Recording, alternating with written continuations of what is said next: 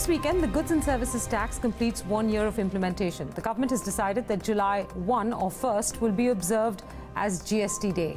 Now, rarely ever does a tax get celebrated anywhere in the world, but GST came with the promise of big reform, elimination of double taxation and supply chain efficiencies for enterprises, formalization of the economy, expansion of the tax base, and hence higher revenue collection for the government.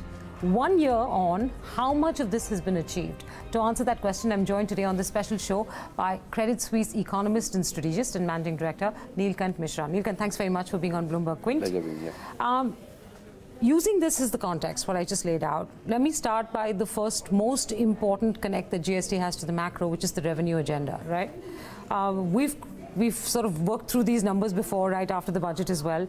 I think the last approximation that we looked at between July and May revenue, we roughly did about 9.38 lakh crores on an overall basis. That works out to about 93,000 crores per month. We're still far away from the little over 1 lakh, not far, very far away, but somewhat far away from the little over 1 lakh crore target that's been set for FY19. When you look at the numbers in terms of revenue, how do you assess the success of GST? I think we are very much on target. I think in the first year, that is the first 8 months that came in FY18, we were slightly above what I thought was revenue neutrality. Because if you see state government expenditure in FY18, it ended up being 2% higher than what they had budgeted for. And mostly the increase in revenues from the states that we have done bottom-up numbers on seems to have come from the GST part. Yeah. Okay. So most states had not assumed a 14% growth in their taxes, which were subsumed under GST. And therefore, when that 14% compensation was paid, I think many of them did see. And you know, states like Telangana, which I visited 2 or 3 weeks back, were very happy with the collections they've got. And so that has, I think, is a very encouraging trend that we saw higher than expected collections or higher than revenue neutral collections in the first year.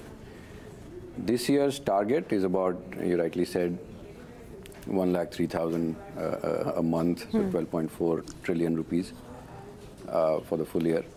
And the first 2 months so far, we seem to be on track, right? So we should not just annualize. See, the GDP is expected to rise by about 11% during the year. So as we go through the year, you will see an increase in collections, right? Because the nominal GDP keeps. But we're only 1 month of this new fiscal, right? We only technically have the April numbers, which appeared. I mean, the collections happened in May and got reported in 1st of June. Right. So, but when we are looking at the FY19 numbers, we are talking about April collections, April collections as well, which is for March. So the March numbers that are collected in April. So we have to. So only March so far, in all the months that GST has been implemented, only 1 month has exceeded 1 lakh crores. Correct. Yeah. The rest, I mean, the last number that we got was less than that. 94,000. Yeah. So we're still 10,000 crores away. Now, I mean, you might say that that's not a big gap, but it is substantial given where we are on the fisc right now, right? I agree. So I think. You know, so I wish there was greater disclosure from the government on seasonality of some of the taxes, some of the analysis backing these numbers up would have been much more helpful. Because when the release for April came out, or rather the data for May came out for the April GST collections, it was said that it is 7.1% generally of the full year. And on that basis, this is actually a very strong number. Because, see, in the month of March, generally activity levels are much higher than normal because people are trying to meet deadlines of the 31st, you know, the full year end. And by that, so you're effectively pulling forward some of the activity. And people are doing night outs in the last week of March, and then effectively in the first week of April are not doing much. So April is generally a slower month. So I would not extrapolate too much from what just that 1 month was about. But I do think that from a, you know, if I just take these 2 months and I assume that there is a normal 11% kind of GDP growth rate that happens, I think we are running at about 12.39 trillion or so. So I think we are very much on target. Whether this can be higher, should this be going up in the future? I do think so. I think that as of now, there has not been much of scrutiny and investigation. I think so far it's pretty much been, okay, so go ahead and file what you want to and pay the tax that you think is necessary. And over time, as the government has better data, I think they'll start investigating. In my understanding and interaction with state governments, it seems that the data availability for states is still not at a level where you can actually go and start asking questions. And as the MIS improves, as data stabilizes, as the tools that are to be made available to tax commissioners start to improve, I think you'll see a very substantial improvement in collection. Okay, a very quick follow-up question before I go to the state's point, and that is that according to you, the targets that have been set out for FY19 in the budget, are they in keeping with the revenue neutrality that we had originally anticipated would be the cornerstone of this tax, or are they exceeding that in some way? So FY18 was where I would have thought about revenue neutrality. Unfortunately, what the government seems to have targeted in FY18 was item-wise revenue neutrality, which anyway, so it was very hard to say if in aggregate it would be revenue neutral. In FY19, different entities have gone about estimating their revenues in a different way. So the 12.4 trillion is a sort of an aggregate of various types of estimates. Like most state governments would have assumed, what do we know? Right, so let's put a 14% growth number and let's see what comes. Right, so that is what is there in most state budgets. At the central level, and this is partly what I think we discussed after the budgets, that it was 8 months of revenue in FY18. It's going to be 12 here, so do into 1.5, grow it by 11.5%, which is nominal GDP growth, and that is, I think, broadly the number that they've assumed. For FY19, not too much of science behind that. Yeah. So you still, I don't still clearly know whether you think this is a revenue neutral number, less than that, more than that. Now we are beyond that point. Or doesn't matter. So, yeah. So FY18 is where I would have, I was worried about it. Because if the GST had delivered significantly higher than revenue neutral, it would have been a drag on growth. If it had delivered a lot less, it would have been a stimulus. What seems to have happened is that 10.6 trillion was the number that we had, the run rate. And we, I think, ended at about 11.1. So it was not meaningfully higher and therefore broadly in the right ballpark. So it was slightly better than revenue neutral. It did impinge on growth, but for other reasons, implementation reasons and things like that, not as much in the structure of the tax itself, right? More the implementation of the tax.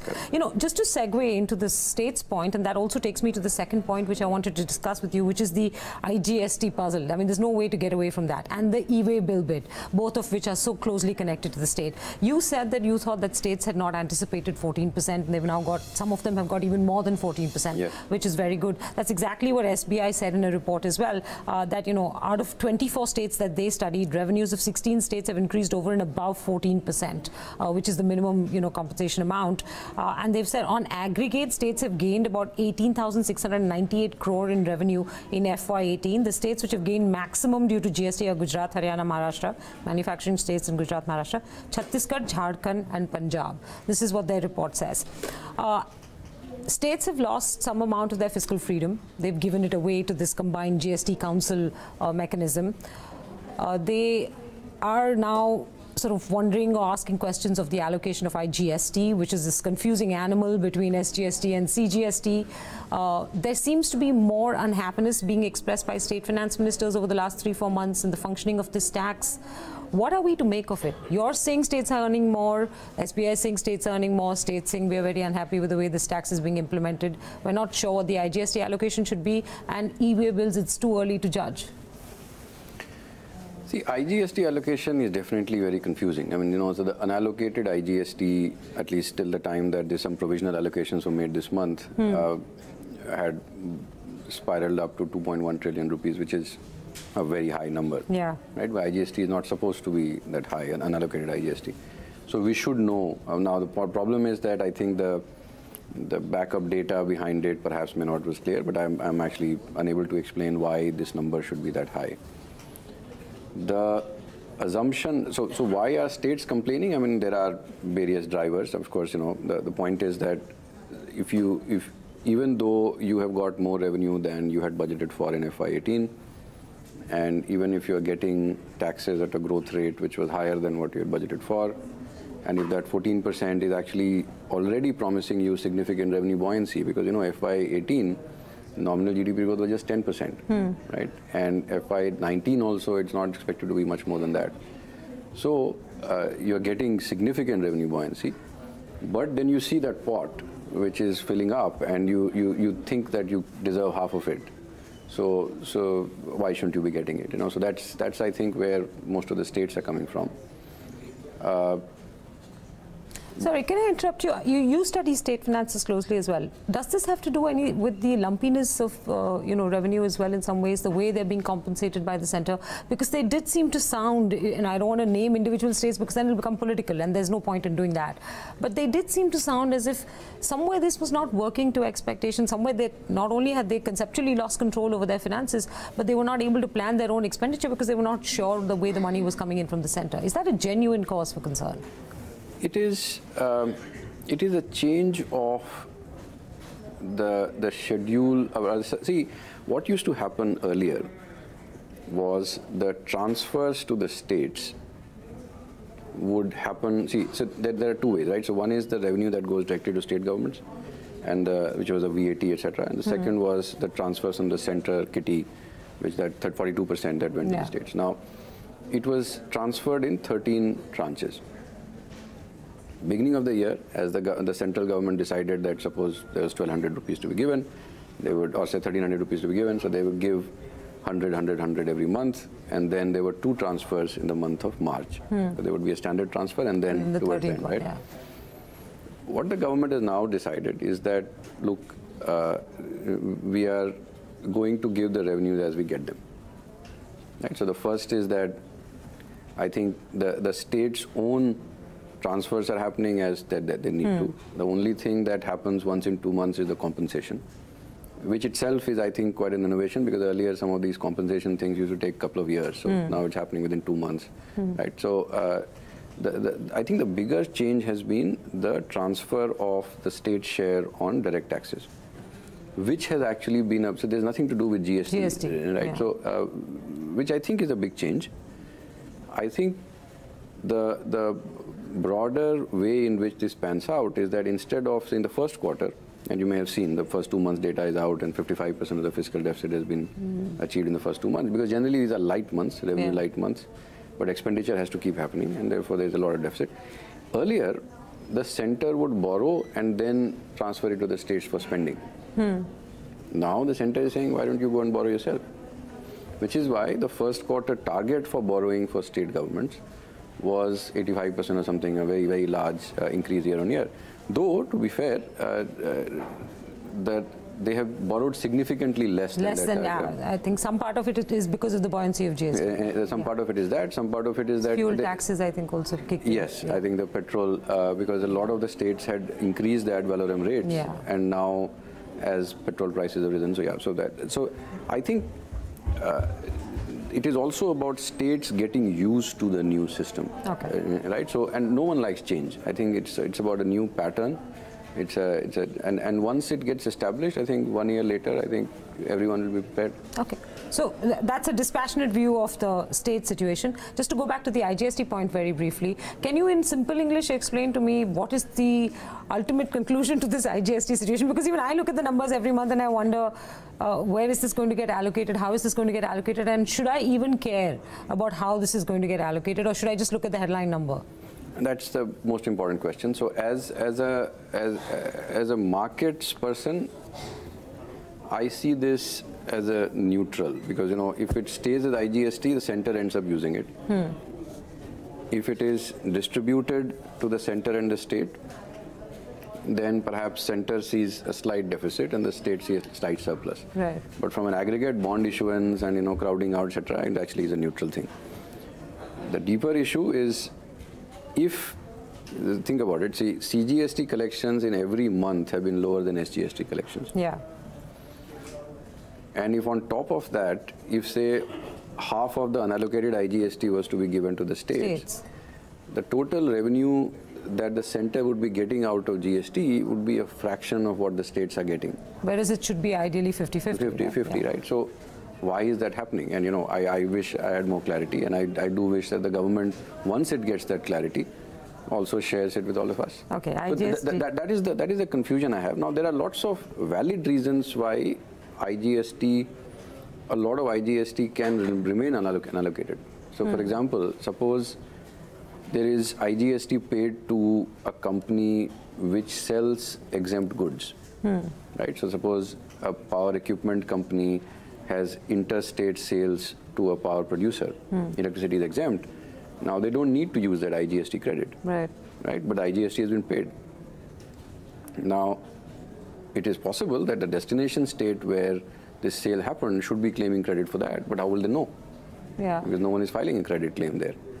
And therefore, this remains unallocated. Till a credit is claimed, I mean, how will the center allocate? So there are, I think, many such scenarios. But to be honest, I don't think anyone really understands. Okay, just to close out the conversation, how does one try and gauge what the impact of this unallocated amount is on the overall fisc, both for the center and for the state? So when you're trying to gauge, are you going to meet your targets for the year in terms of fiscal deficit, what is the borrowing, etc., what role does this play in being able to illuminate that problem? So if say 1.6 lakh crores is unallocated at the end of FY18, the instinct would be to say 80,000 crores of that was centers and 80,000 crores was states, which means that the states got a lot more in the first year and the center got a lot less, right? So the states should have needed to borrow a lot less and the center should have needed to borrow a lot more. Though I think that the unallocated IGST is a lot more of center and a lot less of state. We discussed that in February. So because so far IGST allocations have been skewed towards SGS. And almost in every month, except the last month, the states got a lot more of the allocation than the center, which again is very surprising. So I don't think it will be that equal, but yes, whenever that happens fully, if they end up with only 50,000 crores of unallocated IGST, which is what they promised, or which is what they budgeted for in FY19, then there is a chance that the center ends up with a lot less and the states end up with a lot more. Okay. Now, so far, it's just been that, oh, this number is too high, so let's do a provisional allocation. This has been done twice. So once it was done in February, and now it has been done again this month, right? So that, fine, there's too much accumulating here, so let me just, without figuring out... So they've given this money to the states, right, in the allocation? Provisional. Yeah. And so on. So what, they're going to hoping to recover it once they actually compute the... Not recover it, but then, offset it. That's what I mean. Obviously not recover it, but I'm saying... So that's the assumption that, we don't know how to... So that still is the black hole in your ability to ascertain what the overall impact of this is on the fisc, right? No. So that's the difference that I'm pointing out to, that this is an allocation issue between center and state. This is not a tax to GDP issue. No, I get. If you're looking at the combined fisc, if you're looking at only at the center's fisc, if I'm trying to determine whether the center is going to meet its fiscal deficit target or not, it's not a very large amount, but it's not insignificant either. So what role does it play? How do I understand this 2 lakh crores or 2.5 lakh crores that's lying around? Is it the center's money, the state's money? There's no way to make that out. You're saying we still don't have the answer to that. I don't think we have the answer. Okay. The third point I wanted to bring in, which is the connection to the macro, and which is one of the big things that GST was supposed to deliver, is the base widening of sorts, right? More people getting included in the tax net. Now, the numbers are all sort of interesting, confusing. The economic survey suggested that there were 30%, 50% more, sort of taxpayers. So they said that under the earlier indirect scheme, there were about 64 lakh, about 34 lakh got added on. So altogether, we had about 98 lakh, and this was in February. I think if you look at the current numbers, the total number of people who have registered for GST are about 106 lakhs, so that's 1.06 crores, and returns are being filed only by about 60 to 70% of that. So the last month data that we have, returns were filed by about 72 lakh people. You consider this base widening? Because I'm not sure. There doesn't seem to be full compliance, but I don't know if there is something here that I'm missing. See, not everyone who registers will be filing returns. Fair enough. Let me just make a caveat there. The economic survey also said in February that about 17 lakh registrants, were below the threshold, but had yet they had yet registered under GST. Correct. So, even if you remove that 17 lakhs, there's still another 15, 20 lakh that are registered but not filing. Agreed. So, see, for example, housing societies. Right, so every housing society, in theory, is supposed to register for GST. Some of them would have, and many of them would not have filed returns because there is no liability. Because on a net basis, once you've taken whatever maintenance charges from your members, from the residents of the housing society, and If you offset that against the GST that you paid, maybe the liability is zero, and perhaps they have not filed returns. There are many individuals, so the individual consultants who may have felt that they needed, like, when you buy air tickets, sometimes the bank offers you that, okay, we charge GST here, do you want a credit for this? Now, so as individuals, some people may have actually gone ahead and done that, right? So so it is, the doctors may have done that. The point is that they may not be filing returns. Now, the more important thing is, like, in the state of Bihar, for example, there are, when there were, at least till the end of March, 335,000 registrations. 169,000 were the ones that had been migrated from the old system. 166,000 were new. And the Bihar government officials were themselves surprised, where did these guys come from? Yeah. Especially as the exemption limits have been doubled. So what was a 10 lakh limit under VAT in Bihar is now a 20 lakh limit. The number of composition dealers has also grown up, right? Because the composition is now happening at a much higher threshold. Yeah. So there is, I think that there is definitely an improvement in the base. The number of people filing is much higher. What, unfortunately, and this is what tells me that some of the benefits of GST are still ahead of us in terms of taxation, is that many of the states still do not have the analytical tools or perhaps even the analysis of some of this data as to how much is coming out of these new filers, how much is, and is there, are they like paying 25,000 or 10,000, or have they generated a GST number just so that they can generate an e-way bill sometime later, right? Because these numbers the number of registrants keep rising, and that without a GST number you cannot generate an e-way bill. Yeah. So just to make sure that there is some transaction generating capability. So, but the point is that there is almost a doubling. Just in the state of Bihar, there is almost a doubling of the number of registrants, and that's generally not a bad thing, because see, tax compliance is almost like following traffic rules, right? So on the Bandra-Worli Sea Link, from the time that the cameras were monitored and a few people got those the SMS that this is your picture of your, you violated this rule, and then people start following rules. And this is behavioral economics. Everywhere in the world, people will tell you this is how it works. Exactly. So the fact that now everything will be on GST, and the fact that the GST number is actually your PAN number with a prefix and a suffix, is itself enough to make some people start complying. Now, in the first year, they may be afraid of showing the right numbers, right? So they will register, they will show that, and in the second, third, fourth year, slowly that ramps up to what their normal business would have been. So I do think that there has been a base widening. Tax to GDP last year was the highest ever, 18%, and it's a meaningful improvement over 2 years. Yeah, it is. Right, so something has happened.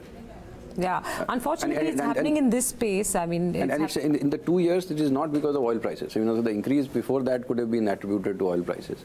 That the oil duties were taken up. In the last 2 years, it's been a very small contributor. So mostly, this has happened because income tax, corporate tax, indirect tax, there has been an improvement. Yeah, well, I don't know whether we have the full data. For instance, you've ticked the box on revenue agenda, you've ticked the box on tax base widening, but we don't know how much of this data will sort of stand up to scrutiny when invoice matching actually does come in, right? Because that is the core of what we were attempting in terms of the architecture of GST. We have not implemented it. It's 1 year. There are no signs of it being implemented even now. So we don't know the guy who's, the buyer and the supplier, whether they're all both filing the genuine data that needs to be filed. We're only doing a summary form in GST at 3B. So when it does get implemented, we'll seriously be able to tell the apples from the oranges, correct? So how much faith should you have in all of this data? Whenever this happens, see, one rule of thumb that we have to work with, so unless it is the importers and exporters, because they have to pay at the time of transaction, no one pays gross tax, everyone pays net tax. So whenever that happens, it is very unlikely that someone will figure out that, I should have paid a lot less tax, right? Because so far GSTR 3B is, I decide this is my tax liability, this is my credit, and therefore this is my net tax, and this is what I'm paying, right? So, and I pay against that.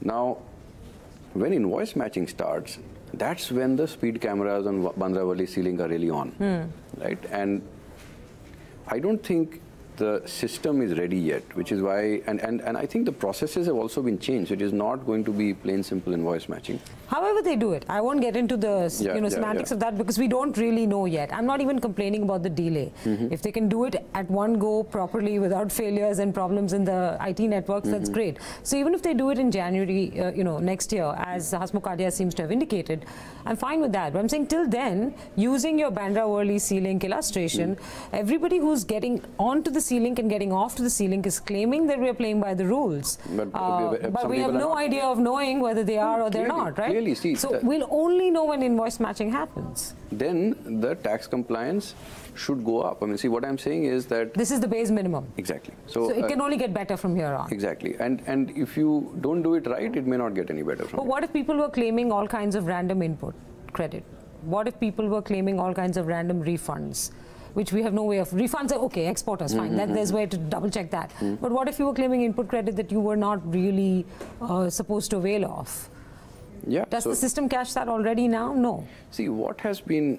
no, I don't think the system is even trying to catch that right now. So you'll only find out next year. So there is still some portion of uncertainty that this could actually not be as good as it looks? No. See, or because the money is in the bank and it's coming in, you're saying it can only get better? It is unlikely, I mean, that someone would figure out, oh, I should have claimed more credit.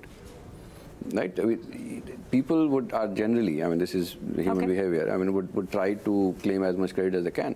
Now, when the matching happens, I think, or the fact that matching has started to happen is when the compliance will really start to improve. Because what happened after, I think after the first 3-4 months, and which is why perhaps there should have been a smoother implementation. A smoother implementation would have improved traffic behavior or other compliance behavior, because when people figured out that they are not being asked to file a form, so the first 2 months, a lot of people were not able to file returns. Yeah.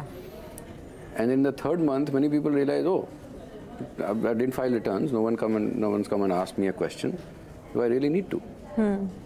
And that is why, perhaps, that first wave, that opportunity, got missed, because the filing requirements were so stringent, and the forms were so complex that a lot of people didn't file, and when they didn't file, and then the system didn't come back and hit them, they thought that they can avoid it. Yeah. So at some point, I think that fear has to be, or rather, that behavioral change needs to happen again. Okay, so this is the base minimum, the revenue numbers, everything else, the compliance numbers can only get better from here on. Correct. Okay, the last point I wanted to make had to do with supply chain efficiencies. Now, yes, of course, all the countries that have adopted or implemented GST have said that it takes 2 or 3 years to actually be able to unlock some of this. This is where business benefits as well, right? Yeah. Are we seeing any signs of this in any of the numbers that you look at? Is there any tangible improvement in any of this?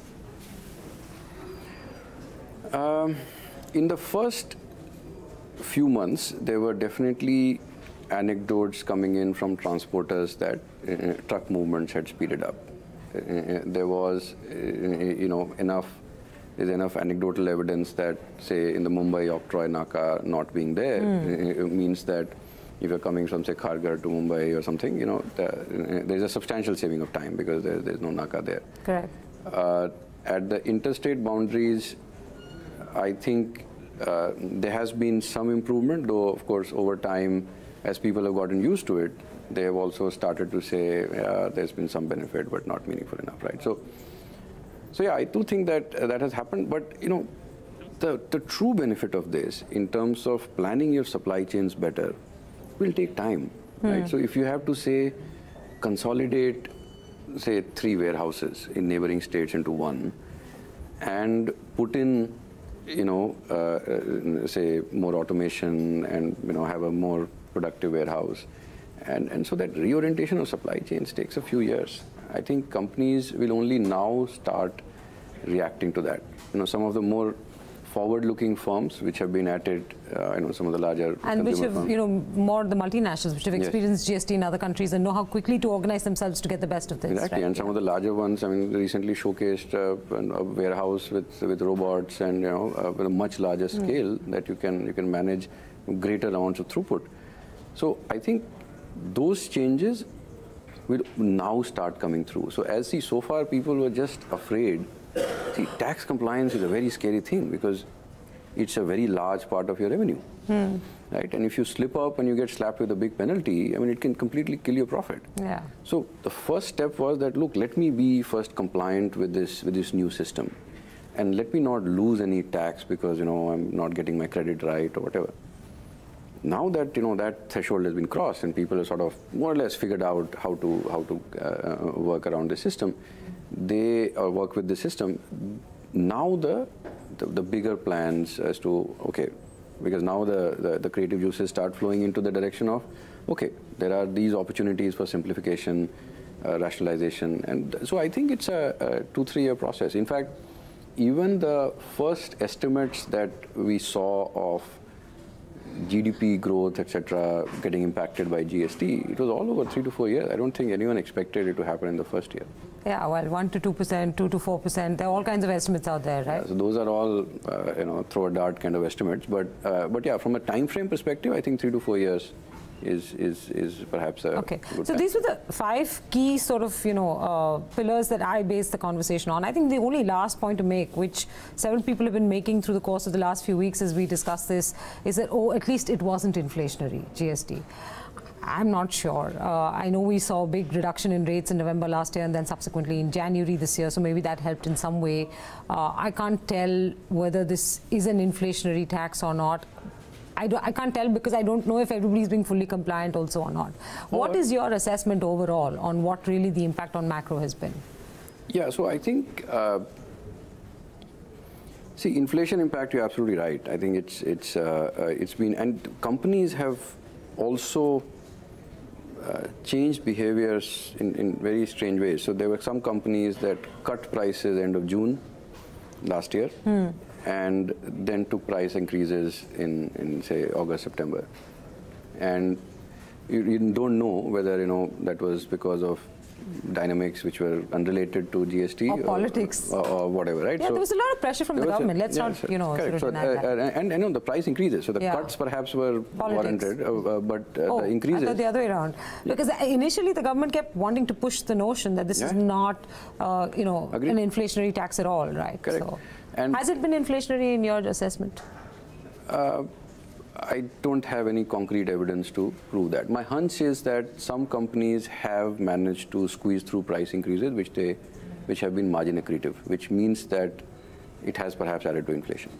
When I see some of the consumer products, so I think that there has been, but because at least the companies have benefited, because for many of the consumer goods, especially where rates have fallen substantially, that has not appeared in CPI. The problem with our statistical data is that we don't know how much of that is a sampling problem and how much of that is the fact that companies didn't reduce price. So I think there has been, I would say that it's too hard to say, but on the whole, even if you see the debate around cement and paint duties being brought down, that tells me that the very fact that the establishment, see, everyone is worried about revenues, right?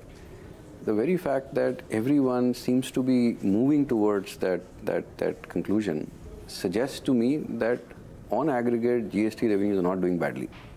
Okay. See, because cement and paint together, a 10% reduction in duty would itself mean 25,000-30,000 crores of revenue. But they haven't yet said yes to it, and every time this gets brought up, the constant refrain from the government is we've got to keep an eye on revenue. I understand that they're also feeling uncertain about it. Correct. This is an election year. There are tremendous pressures on all fronts, I'm sure. But just the point to be made that if this tax was the tax that was going to deliver us from 50, 60 years of bad tax architecture and poor compliance and ugly ratios when it comes to tax to GDP, are you seeing signs of it deliver? We're celebrating, I mean, I'm not, see, July 1st is GST day. I don't think any country celebrates a tax day, so it better be worth it, right? Neelkanth? No, I think, see, from the just sheer, I mean, we had done a chart 2 years back where we plotted, see, for all items in the CPI, we plotted the actual tax, so excise plus VAT, and we didn't add, we had service tax as well, but we didn't have CST, etc., because that's too complex. And we had the sales tax rate for 4 states, so we took an average of that. If you do a matrix, and so item numbers on the x-axis and the tax rate on the y-axis, it was full, right? Now, what you achieved with this is that those dots, which were all over the place, have now coalesced around 4 points, right? And it is, as an advisor, I would say we should have not more than 2 rates, right? But the fact that we've gone from literally hundreds of rates to say 4 or 5 rates is I think, a simplification. The fact that we are now starting to bring back from 28 a lot of products to 18, they shouldn't have been at 28 in the first place, because I think in many categories that has also hurt compliance. I mean, we shouldn't have started at 28. And once people get used to evading tax, then getting them back into the mainstream is actually much harder. But fine, but getting them from, so if you move a lot of categories from 28 to 18, that's a reduction, because the reason they were at 28 was that they were doing item-wise revenue matching, right? So they were close to, the tax on that was close to 28, and now you brought it down to 18. So I think there is, and many of the consumer goods companies that are seeing volume growth, which people are extrapolating to saying, oh, there's rural income. No, it is just rates coming down, actually. Yeah, so it is prices coming down. Exactly that, yeah. So all of this is benefit, right? And so despite these rate reductions on what was, so you started with idea-wise revenue neutrality, and then you brought down rates for many of these categories, and still you end up with a revenue number which is slightly above revenue neutrality. Suggests that some benefits have been passed on. Okay. Of course, on services, perhaps rates have also gone up, so then on average, maybe there is some redistribution, but by and large, I think this is a simplification. And I think the benefits of this will take another 3-4 years to fully flow through. Okay, then you leave me with no option but to wish you a happy GST day on July 1st. Okay, thank you. And I wish you the same. Thank you very much. Though I really do wish that I didn't have to pay that much more tax on my services. And going out to a restaurant has become very, very expensive. And all of those things, middle class India is bearing the brunt. And somewhere it will start telling on the macro, right, in some fashion or the other. We just don't know how to quantify it at this point in time. Services are the one place where we've all been hit, because they've all moved in a big leap to 18%. And we don't talk enough about that in this country, given that such a substantial constituent to the GDP or economy is services. And this has been rising, so the 12 became 12.36, then 15, became 14, then 15, and so that number has been rising. So services, from being like a 1.5 lakh crore contributor, before GST were already at 2.5 lakh crores. Yeah, well, it's crippling at many levels, but nonetheless, happy GST day to you and to all our viewers. I still can't get over the fact that we are celebrating a new tax in this country, but nonetheless, let's hope that the months and years to come are, sort of better in being able to deliver the promise of this tax. Neelkanth Mishra, thanks for joining us, and thank you very much for watching.